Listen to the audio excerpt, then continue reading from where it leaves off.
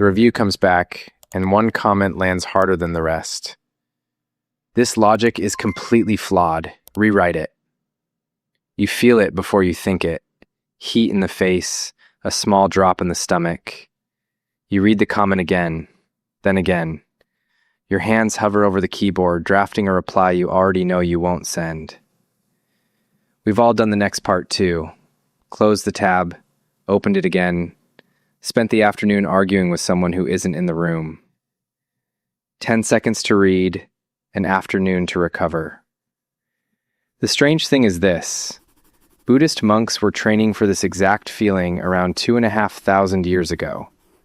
Not for code, obviously. For the person who wrongs you, and for what that person keeps doing inside your head afterward. Their method has a stage built specifically for that person. It also comes with a warning, written down 15 centuries ago, about the obvious first move, the one that backfires. The practice is called metta bhavana, loving kindness, usually translated. It first appears in a short Buddhist text from somewhere between the 5th and 3rd centuries BCE. The commentaries say the Buddha originally gave it to a group of monks who couldn't sleep during a forest retreat. They felt harassed and agitated, and the practice was given to them as protection. Not a wall against the outside, a way to stop the agitation from running the inside. Then, in the 5th century CE, a scholar monk named Buddhaghosa sat down at a monastery in Sri Lanka and wrote the whole procedure out, step by step, in a manual called the Visuddhimagga, the Path of Purification. He didn't just record the phrases, he recorded the order, and he recorded a warning. Aim this practice at your enemy first, and it backfires. More anger, not less, and you exhaust yourself trying. So a man writing 1,500 years ago had already watched people attempt the emotional equivalent of replying to the harsh comment immediately, and had already written down why it fails. Why does an old monastic practice touch a Tuesday afternoon at a laptop? Because a blunt review comment gets processed as a threat. The heart rate climbs, the breath goes shallow, and the mind locks into a defensive loop, rereading, rehearsing comebacks, quietly doubting your own competence. The loop is where the real cost sits, and the loop is the thing the old practice was built to interrupt. Metta bhavana works on the loop. The practice trains you to generate deliberate goodwill towards someone, including someone you resent. And the monk's bet was that goodwill and hostile rumination can't hold the same ground for long. Modern researchers describe this in nervous system terms. Some research links this kind of practice to calmer physiology. A 2013 study by Koch and colleagues pointed that way, though the finding has been debated since. And a small study by Shahar and colleagues linked it to less self-criticism. None of it was tested on code reviews. That mapping is ours. The monks said it more simply. It removes ill will. One thing the tradition was strict about, so it's worth being strict about here. Metta is not affection. Buddhaghosa separates it sharply from personal attachment. Nobody is asking you to like the reviewer or agree with the comment. The job is narrower. Remove the hostility from your own system and leave the rest where it is. Here's how the practice actually runs.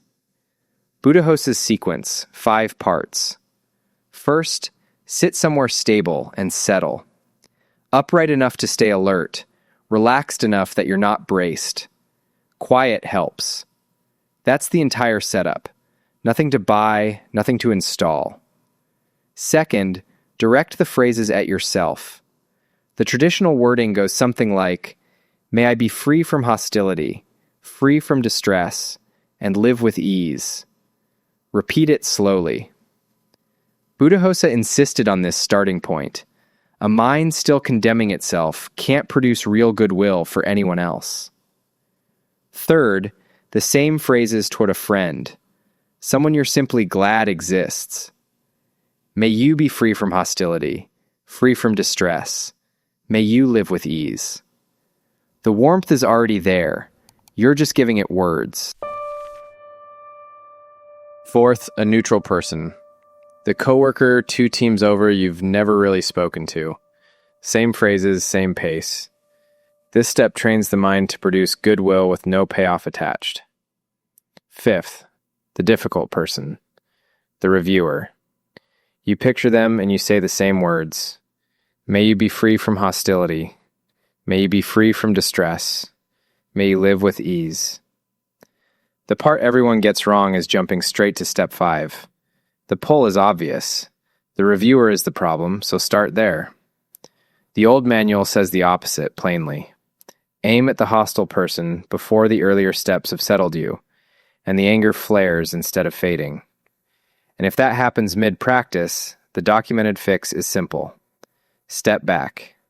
Return to the neutral person or to yourself until things level out. Buddhaghosa wrote the retreat into the method itself. How long? The old texts assumed monks with whole watch periods of the night. The 5 to 10 minutes a day version is a modern adaptation, worth saying honestly. But the sequence and the order is the same one Buddhaghosa recorded. And if you only take one piece, the next time a comment stings, before you type anything, one slow round of the phrases, yourself first, then the reviewer. Under a minute. That's the version that fits between meetings. One honest note before the last thing. This is a practice from an old tradition, not treatment. If the stress at work feels heavier than a rough week, if it's persistent, if it follows you home, that's what actual professionals are for, and no goodwill phrase replaces them. And if a review culture is genuinely hostile, settling your own reaction isn't the same as accepting that.